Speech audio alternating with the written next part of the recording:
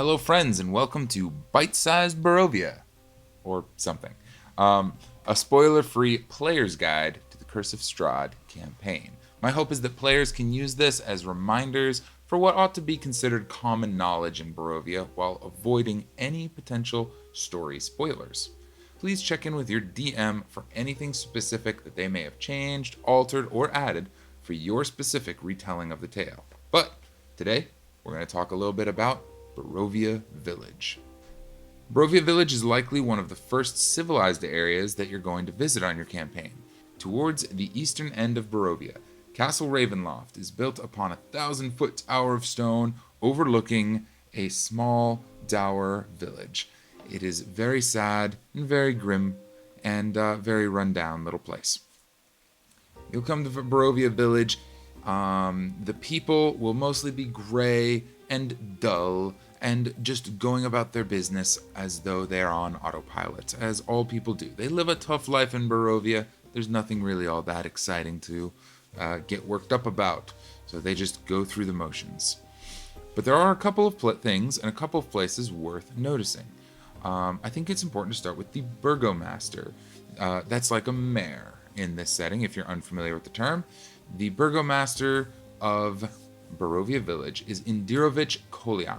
He is beloved and he is also very old. He has two children of adult age, Ismark Kolian and Irina Koliana. Ismark is often called the Lesser because he's not as great as his dad. Something I want to bring up about naming conventions in Barovia. For players, this is something that has thrown many of us for a loop.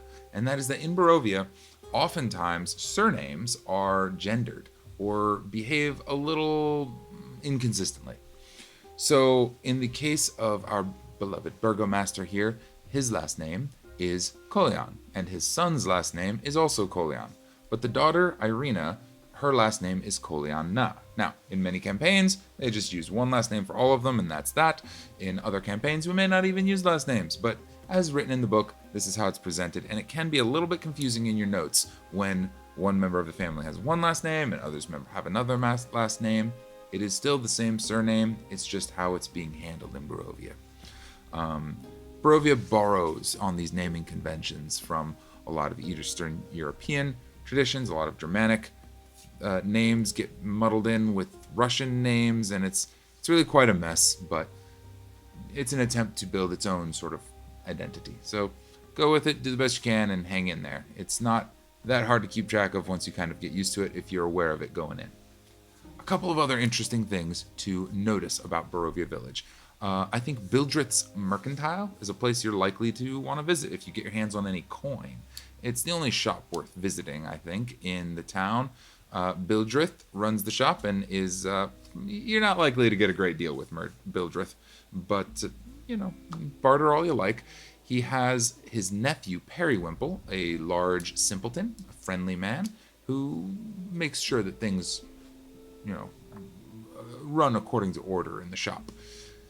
Another point that every adventurer is going to want to go visit is, of course, the tavern. What great adventure did not begin in a tavern? So, the Blood on the Vine Tavern, or Blood of the Vine Tavern, there's a naming funniness to that, is run by Arik, a pudgy little barman, always cleaning glasses and stuff. You're likely to run into just about anybody, as is the case in any tavern. Usually there's a few dour souls huddled in the corner, drinking their days away, a couple of Vistani overseeing, making sure things run properly. This is a place you're likely to run into any of the major players of the city. Great place to get information or to just grab a drink and kind of get acquainted with what's going on in town. The only other place I want to really talk about is the church, which is to the back of the town, right at the base of Castle Ravenloft. Barovia is a grim and grisly place, and the church is not in really great shape. But every DM is going to run how religion and religious sects operate differently in this campaign. But I think because of the sort of gothic horror nature, these are places that we tend to visit with frequency. Anyway, it is run by Father Donovich, another older fellow, and his son Doru. They have a cemetery there. Given the lethality of Curse of Strahd, you may need a cemetery. You may not. Good thing to know about. I think those are the major features of the town that you should be aware of. There's a couple of other spots, but you may run into them or you may not.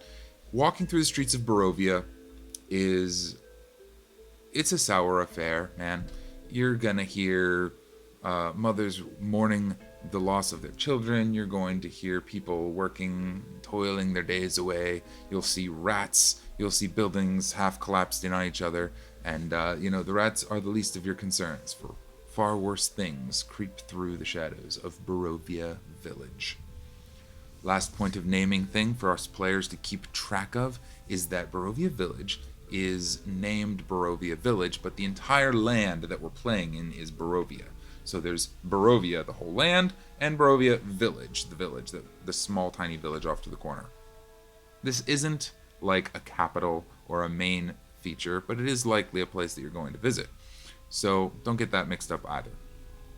Otherwise, I think that's the major stuff you should be concerned about on Barovia Village. You're at the far eastern end of Barovia, and very likely your adventure has just begun. So I wish you well. Please drop some notes in the comments. Tell me about how your DM changes things up for this area. Tell me about what sort of shenanigans you get into. I commit to maintaining as spoiler-free as possible in these videos, but I make no promises about the comment section, so venture forth at your own peril, as ever. Otherwise, yeah, that's basically what I've got on Barovia Village. Please remember, your DM's word is law. So check in with them for whatever kinds of changes, alterations, or additions they may have made to your specific telling of the tale. And keep your wits about you on your own adventure through the mists.